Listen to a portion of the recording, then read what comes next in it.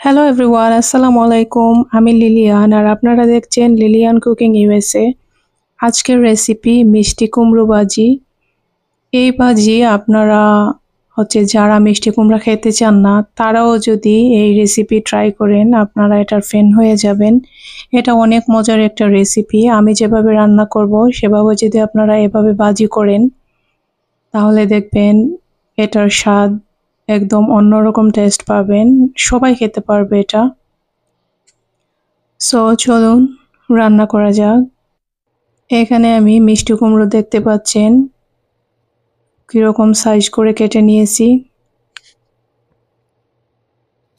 আমি মিষ্টি কুমড়োটাকে এখন ক্লিন করে নিচ্ছি।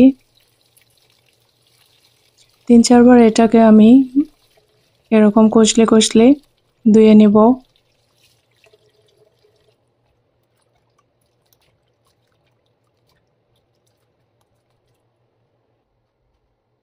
কুমড়োটা আমি ক্লিন করে নিয়েছি। এখানে বড় সাইজের একটা পেঁয়াজ নিয়েছি আর কাঁচামরিচ নিয়েছি।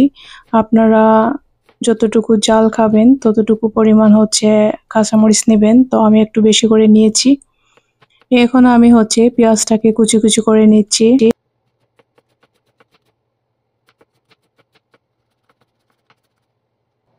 চুলায় একটা প্যান বসিয়ে দিয়ে তেলটা গরম করে নিয়েছি। এখন দিয়ে দিচ্ছি হাফ চা চামচ পাঁচফোড়ন, আস্ত পাঁচফোড়ন আর 3টা শুকনো মরিচ এরকম মাঝখান থেকে আমি ছিঁড়ে দিচ্ছি। ছোট সাইজের নিয়ে নিচ্ছি 3টা তেজপাতা আর 3 টুকরো দারচিনি। এটা থেকে অনেক সুন্দর যখন একটা ফ্লেভার বের হবে তখনই আপনাকে পেঁয়াজটা দিয়ে দিতে হবে। পেঁয়াজ কুচি দিয়েছি আর কাঁচামরিচ কুচি। আস্ত মশলা যেগুলো আমরা তেলে দিয়েছিলাম সেগুলোকে বেশি ভাজবেন না, তাহলে দেখবেন যে পুড়ে যাবে। যখন একটা দেখবেন সুন্দর এরোমা বের হয়েছে তখনই পেঁয়াজটা দিয়ে দিবেন। এখন আমি দিয়ে দিচ্ছি স্বাদ মতো লবণ। লবণটা দেওয়ার কারণে পেঁয়াজটা তাড়াতাড়ি সফট হবে। আমি এখন লবণটাকে মিশিয়ে দিচ্ছি পেঁয়াজের সাথে। এটাকে একটু ব্রাউন কালার করে ভেজে নিতে হবে।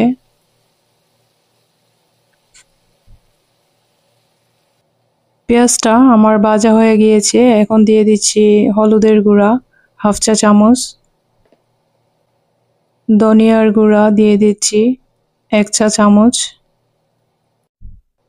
এখানে নিয়েছি গরম মশলা কোয়ার্টার চা চামচ আর ভাজা জিরার গুঁড়া আমি হাফ চা চামচ থেকে একটু কম দিয়েছি। সবগুলো মশলা এখন তেলের সাথে মিশিয়ে নিচ্ছি। আপনারা চুলার হিট লোতে রাখবেন, না হলে দেখা যাবে পুড়ে যাবে। এই অবস্থায় লো হিটে আপনারা এটা পেঁয়াজের সাথে একটু কষিয়ে নিয়ে তারপর আমি দিয়ে দিচ্ছি পানি, যেন মশলাটা পুড়ে না যায়। পানি দিয়ে এখন মশলার সাথে ভালো করে মিশিয়ে নিয়ে মশলাটাকে কষিয়ে নেব তেল ছাড়া পর্যন্ত। আমার দেখতে পাচ্ছেন মশলা থেকে অলরেডি তেল ছেড়ে দিয়েছে, তেলটা উপরে বেশি উঠেছে। যখন এ পর্যায়ে চলে আসবে তখনই মিষ্টি কুমড়া দিয়ে দিবেন।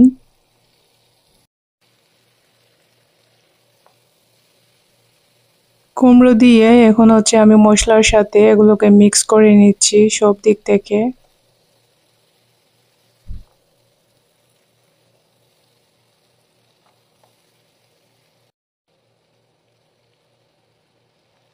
মিক্স করে নিয়ে এখন আমি একটা ঢাকনা দিয়ে ঢেকে 2-3 মিনিট রাখবো। 2-3 মিনিট পর চলে আসলাম। ঢাকনাটা সরিয়ে আবারও আমি আলতো হাতে নেড়ে দেব।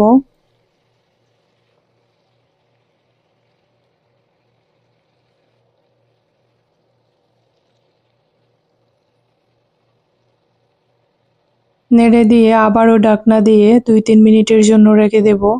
2-3 মিনিট পর দেখুন এটা থেকে কিন্তু অলরেডি পানি ছেড়ে দিয়েছে। তো এখন আমি আবারও নেড়ে দিচ্ছি যেন সব দিক থেকে কুমড়োটা সিদ্ধ হয়ে যায়।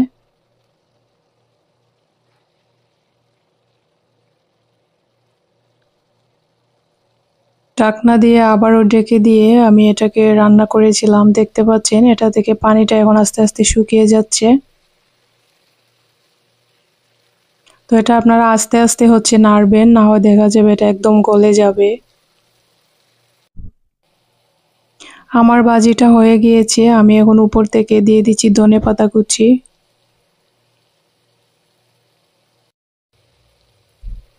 ধনেপাতা কুচি দিয়ে আমি আলতো করে মিশিয়ে নিচ্ছি। পানিটা একদম শুকিয়ে গিয়েছে।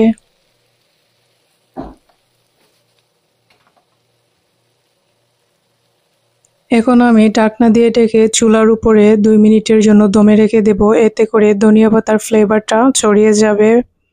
Here is the final look. আমার ভাজিটা হয়ে গিয়েছে। এই পর্যন্ত যদি আপনাদের কাছে ভিডিওটি ভালো লেগে থাকে, প্লিজ একটি like, comment, share and subscribe করতে ভুলবেন না, কারণ আপনাদের একটি লাইক পেলে আমি আরও বেশি ইন্সপায়ার হই ভিডিও বানাতে। তাই প্লিজ সবাই আমাকে সাপোর্ট করবেন। আর এই রেসিপিটা একবার যদি বানান তাহলে আমাকে কমেন্ট করতে ভুলবেন না। এটা যারা খায় না মিষ্টি কুমড়া তারাও এটা খেতে পারবে। এটা অনেক টেস্টি হয় এভাবে রান্না করলে, আপনারা একবার ট্রাই করে দেখবেন। সো কথা হবে পরবর্তী অন্য কোনো ভিডিওতে। এই পর্যন্ত সবাই ভালো থাকবেন, সুস্থ থাকবেন। আল্লাহ হাফেজ। Thanks for watching everyone.